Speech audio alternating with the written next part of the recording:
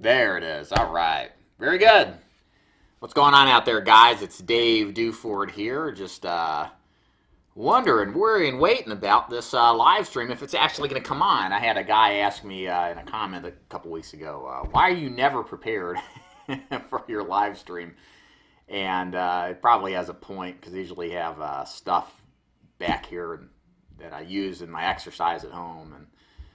And then I sit here and wait. Probably looks silly, but there's a delay on filming this live on YouTube versus the point that you actually see it. So any randomness that you see, we'll just blame it on that and be done with it. So how you guys doing today? Thank you so much for joining. It is I, Dave Duford, again with Final Expense Agent Mentor at feagentmentor.com. Do another live stream training for you guys on all sorts of things related to final expense.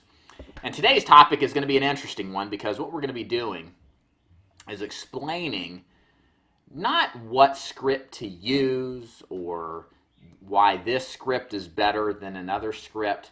What we're going to talk about today is why you should even begin to use a script when selling final expense. I think it's one of those things that agents, experienced and not, can argue amongst each other. Is it important to have a script? Is it important to have a framework of presenting anything? Final expense is one thing, but in anything in particular.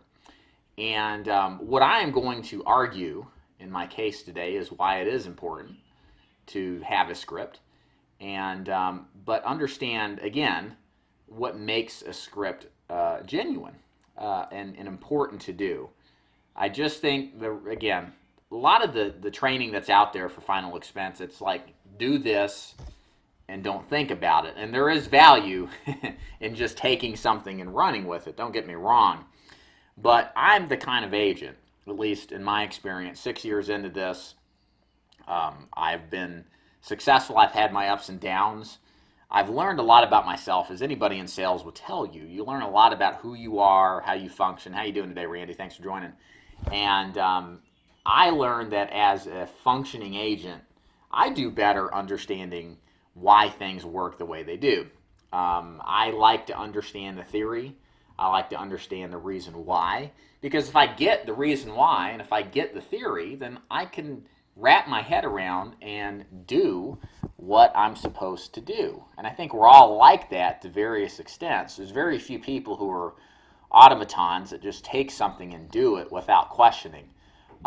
Again, there's value in that, but most people aren't like that. So that's really the reason, and that's for the people whom I'm creating this video for. For those of you guys that wonder why you say things the way you do or do the things that you do in a sales presentation, or if you take my stuff and then implement it, and you're wondering, well, why am I not doing it this way instead of your way? We're going to try to explain to you the theory behind a script, but not just when you come on as a new person, but how to develop that script so that ultimately the goal, really as quickly as possible, is to make your script not be canned and be genuine and be straightforward. That's really the ultimate goal with any script. When I ever have a guy come do a ride along with me, I know for a fact that I don't sound scripted.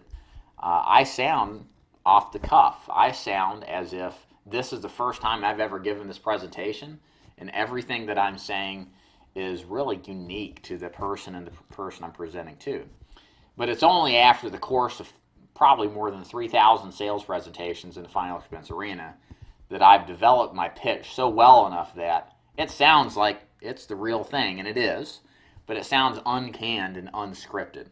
But for the guy who sees multiple sales calls, he can clearly designate there is a process and a procedure in order to actually ingest the information and see that there is a well thought out sequence to the why and how I do things. And so, again, I'm kind of rambling here, but hopefully this makes sense as I'll go on. John, thanks for joining. Glad you can make it. Glad you figured it out, man. Okay, so let's talk about the first thing here. Why would we not do a script? Or why would we, what's the argument between using a script and not using a script? Well, first of all, final expense, as you guys have known from listening to my videos and some of my material, final expense is a simple business. It's not easy though, okay? It's not easy because you've got the ups and downs of a straight commission reality you have to deal with. People can be frustrating. People can waste your time. You can go out there and do everything right and still not make any money. And then do everything wrong and then make a lot of money. So there's a lot of randomness that'll drive a lot of people crazy, understandably, including myself. So the thing is that when I bring an agent on, when I bring somebody on who's brand new to final expense, or somebody who's transitioning from another niche into final expense, the key thing I always make sure they understand is that the goal is not to reinvent the wheel, okay? The goal is to take what is known to work well and then simply replicate it, okay? So in the known world of final expense, we know that some of the following things are absolutely vital to long-term career success in this business. The first being, you got to see a lot of people. And usually that stems 90% of the time using a direct mail campaign to generate those leads. Number two, I believe you have to be a broker for ultimate long-term success as a producer, meaning you got to represent multiple products so you can make all the sales possible that you run into. You cannot do that with one particular carrier contracted only. And then number three, you need to follow a sales process that actually has been proven to work in a multitude of environments. And the beauty of that is that final expense is not a complicated product. It's very simple to go sell. And so if you find something that works, that has a good success rate, not just with one person, but with multiple people, why try to reinvent the wheel anyway, right? Because if it already works, just do it. Well, part of what works in this business is a scripted approach to how to develop rapport, how to develop trust, how to pre-qualify, how to present, and then how to close. It's very well scripted. It's been developed over years. And there's very little room and really very little reason why to change any of it. So that's why you hear a lot of people who come on into this business go and explain, you know, hey, just do this, okay? Don't think about it, just do it. Don't mess with anything. And that's really important. So the thing is that that's what's really important in this business to do, is to just follow what works. But again, understanding why you follow how things work. Again, what I'll try to do in this presentation is explain my presentation briefly. I usually go over it over a several hour period, broken over multiple presentations. But I'm going to explain to you the theory behind why I do my script the way I do, so that you can better understand, okay, if I follow David's methods, here's what's going on in the mind of the prospect, here's what they're doing, here's the mentality and the behavior patterns we're trying to emulate and the reason why. The one thing you don't want to do, and the one thing I'll advocate entirely against, is that you should not follow no script, or I should say you should not be unscripted. If you go into any kind of professional sales environment and wing it without an understanding of whom you're dealing with, the objections that they may have, the questions they may have, and the thoughts that may pass through their minds, if you haven't given considerable attention to that, and you go in and wing this business, you're going to lose. You're not going to survive. Sure, a blind squirrel finds a nut every once in a while, but you have to reduce the exposure to loss as much as possible in any business. And that's why we do a scripted approach.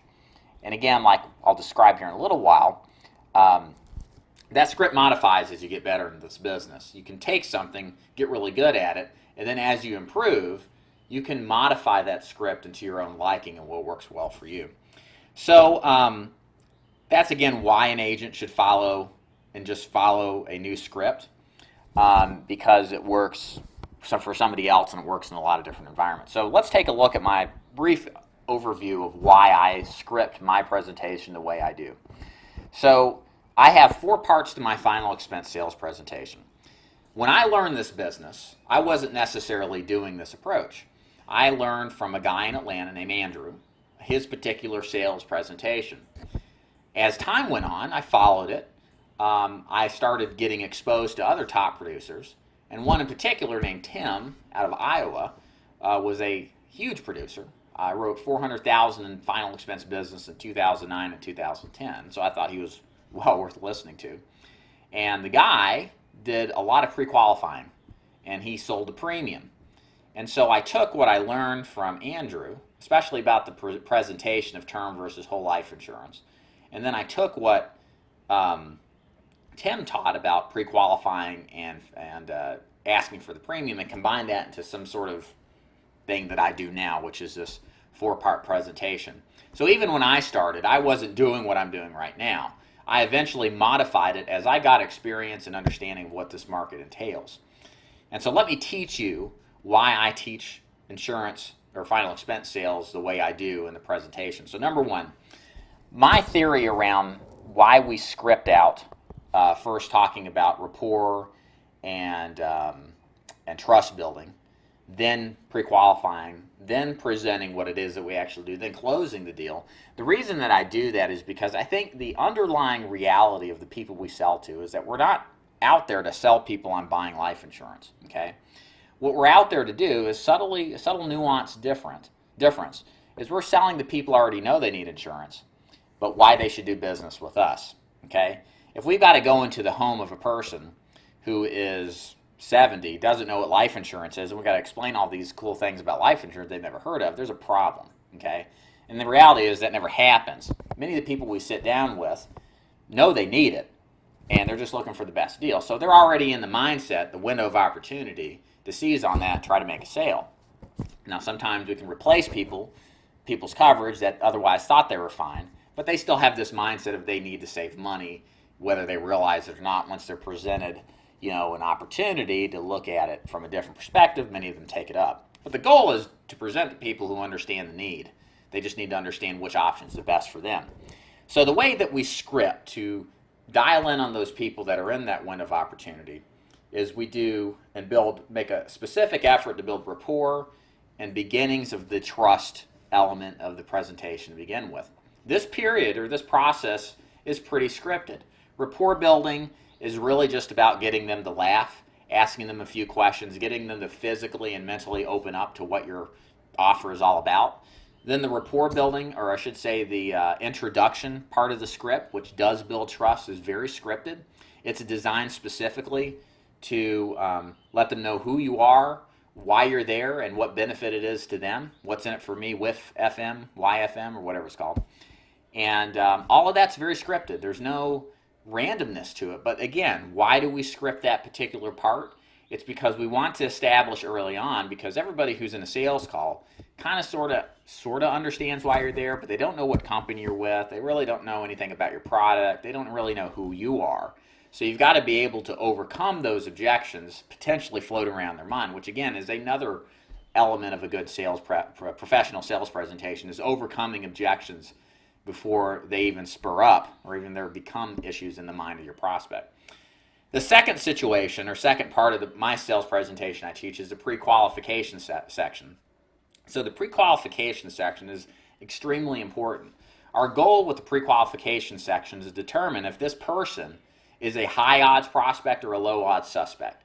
So again, the difference between a prospect and a suspect is a prospect is somebody who meets all your criteria to buy, and a suspect is somebody who meets all but at least one. So that means, let's say, they meet everything with the exception of they don't have a budget. They're not a prospect. That's not somebody you should present to. We should only present to people who are qualified prospects, okay? Not the suspects, because we're just chasing our tail. There's no rational reason to try to sell somebody something that doesn't fit the criteria required to buy, if you really think about it. So the great thing about this section is that we are establishing all the things from a scripted approach that are important for somebody to buy, okay? Or important reasons for somebody to buy. Important reasons include, do they need this? Do they want what we have to sell?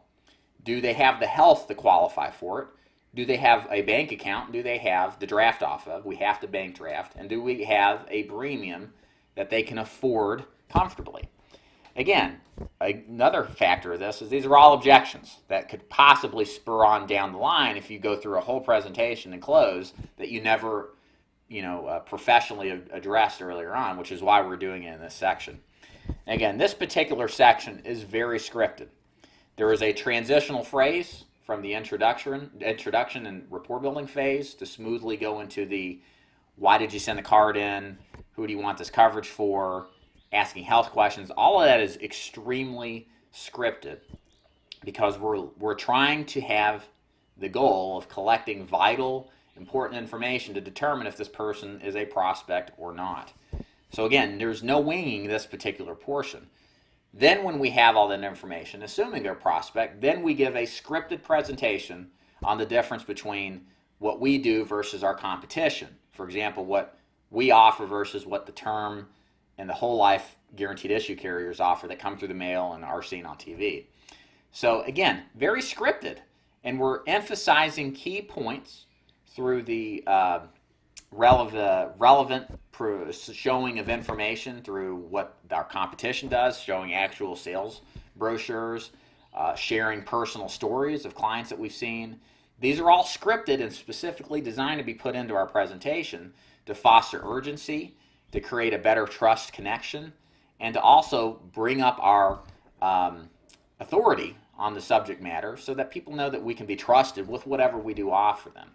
Then we move into the close once they've conceptually bought into what we do. And again, the close is very scripted. The 3-part offer is what I recommend guys to do. Which one of these works best for you? And here's my recommendation. And then writing up the deal and then cooling it down. All very scripted. There's nothing that's random or subject to any whims in the presentation. So how do you get to actually learning this and then becoming comfortable with it? That's really the key. The key thing to do is that the more that you become comfortable with anything the more that you practice something, the more comfortable and natural you're going to become. If you've ever played music in your life, if you can recall learning an instrument, it was cumbersome. It was obviously not something that was natural. You probably were frustrated. You were probably very self-aware at how inferior it sounds to maybe a musician that you're learning from. But the constant repetition of said scales that you're learning or music pieces that you're learning, eventually your mind internalizes the script. It more or less, you put the script on your head and then it begins to settle into your subconscious. This is what I think, or even with music. And then over time, it becomes natural and it becomes second nature. And such is the way of how scripts sound. So there's a level of, how do you say,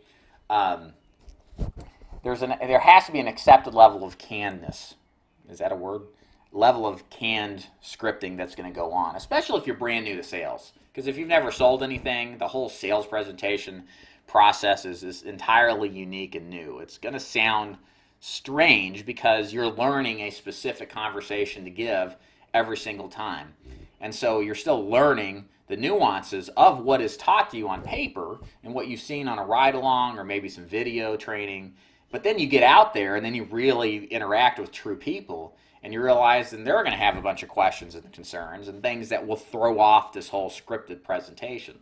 So the canned nature of sales presentation is normal. You shouldn't feel like you're not being genuine when you give a canned presentation. Because what's going to happen is of course, the goal is, even though you may sound canned, the goal is hopefully you sound and are genuine with your intent. That's really what you should focus on as a new agent to the final expense business is, if your genuine intent is to deliver a value-added service that's competitively priced, that meets the needs of the prospect you're sitting across the table from, don't give yourself too hard of a time. And don't be too worried if something sounds too scripted. Because ultimately, if your intent is to help your prospect out, that's all that matters at the end of the day. Your level of comfort and naturalness and spontaneity even, which may seem spontaneity, but it's probably not once you get really good, That all will come with time, and you have to be comfortable with your mind taking the time to absorb and internalize these scripts so that eventually your script becomes you. And that's really where I came into being in the final expense business, selling.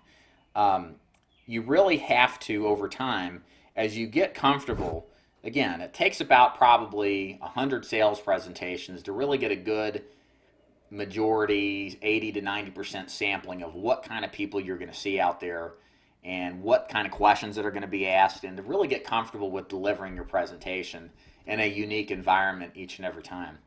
And once you're comfortable like that, a lot of what you say will begin to be natural. You won't need to remember a script. You won't need to go through the process again, because much of it's internalized.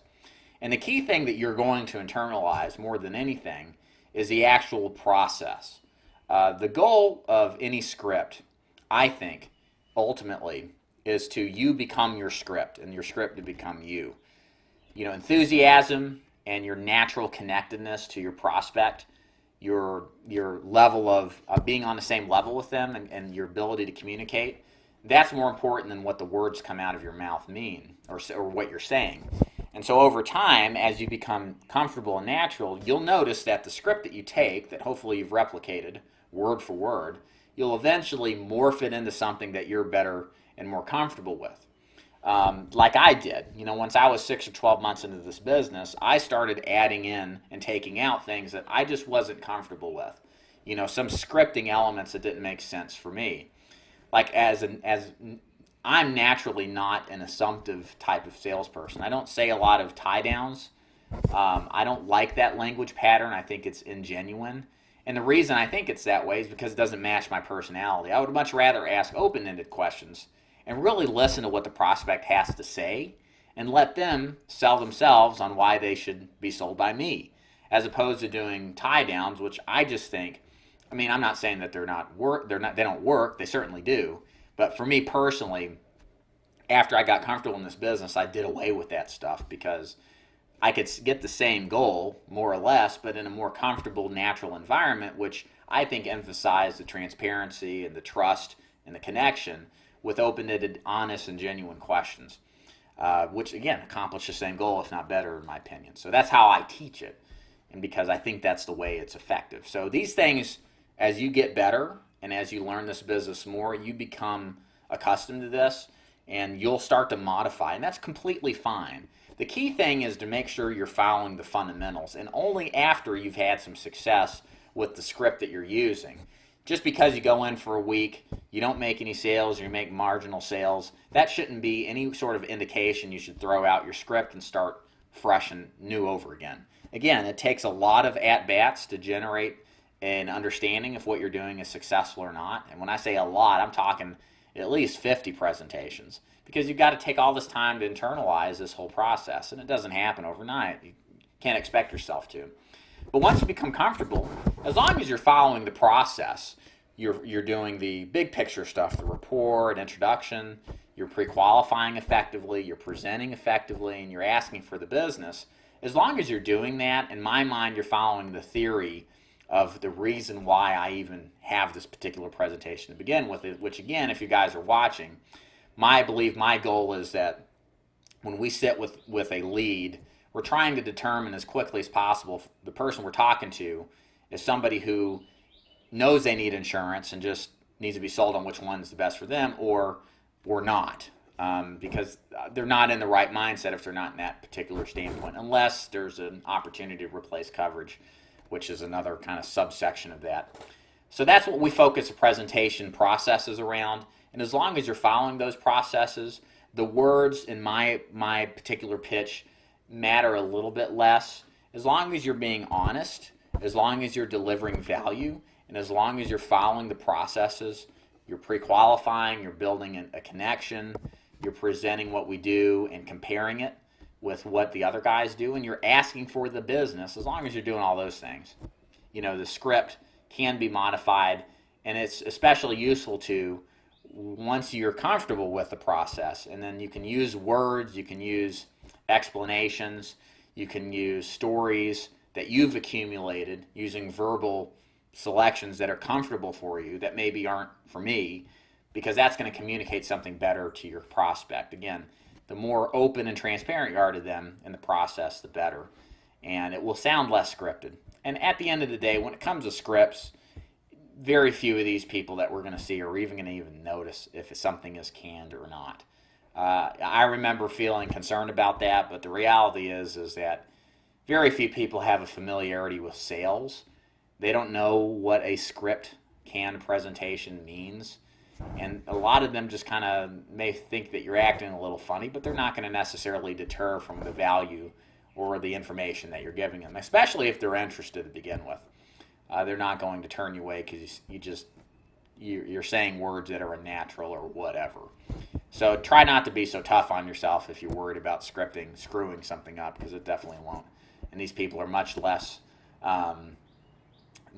how do you say, critical than you would probably think. We're all our own worst enemies anyway, so I think that kind of adds into that. So lastly, guys, if this is a short training today, hopefully again to reinforce the fact of why we do scripts to begin with.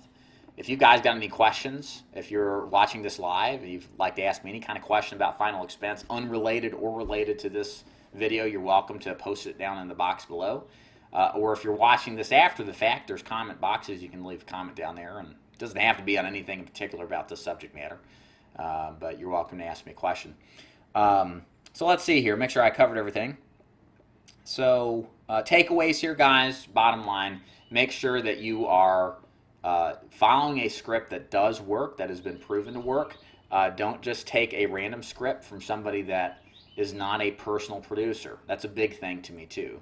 Work with somebody who actually does this for a living, who has done it substantially, or has done it a long time, and has made a living at it for a while. So what you've learned from them is actually something tested in the real world. There's a lot of people that have never sold final expense that give scripts out or have marginal experience, and those aren't necessarily the people to learn from. You want to find people who actually have experience. Who would have thunk? And learn from those people as to what they say and how they say it. Try to put your brain in neutral, or park, really, and just do what you're told as much as you can possible in the beginning. I know this video is about why we do what we do, but it really, truly is a lot easier if you'll just do it. And then through the process, ask why you're doing it. And then over time, as you become comfortable, I am open to the idea of modifying the slight methods of what you're doing as long as the fundamentals remain the same. And usually, many times, you can get similar, if not better, results, because if you let your personality out a little bit more in the sales process by sounding more like yourself versus some canned version, I think you do better that way. And that's the key to making this whole thing a genuine process. John asked, Dave, sent you an email with 2 questions in it. Would love a response when you get an opportunity. I'm assuming you sent that now. I haven't checked my email. I usually shut things down when I do that. So don't see it, John. But if you want to send me another one, feel free to. Yeah, so just send me an email. Other than that, guys, that is it for me. I will be in the field a couple days. I may do a live stream tomorrow with a new agent of mine, Scott. I think it's Scott. Yeah, Scott's coming down. I think from either Chicago or Pennsylvania or Detroit, somewhere far away from Tennessee. So we're going to do a day tomorrow in the field. I'm working Facebook leads. That should be interesting. If you guys are interested in my Facebook leads, feel free to go to my website, feagentmentor.com, then pull up the Buy Products or Buy Leads tab at the top, and there's a video on how they work. So that should be interesting tomorrow. Hopefully we'll do well, and we'll probably do another day or 2 in the field and have some stuff to share with you guys then. Other than that, guys, thank you so much for joining. My name is Dave Duford, and like I said, check out the website. It's feagentmentor.com for more information on final expense.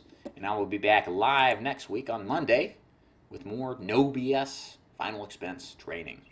Oh, crap. Hit the mic. Guys, take care. Hope you have a good one. Thanks for joining.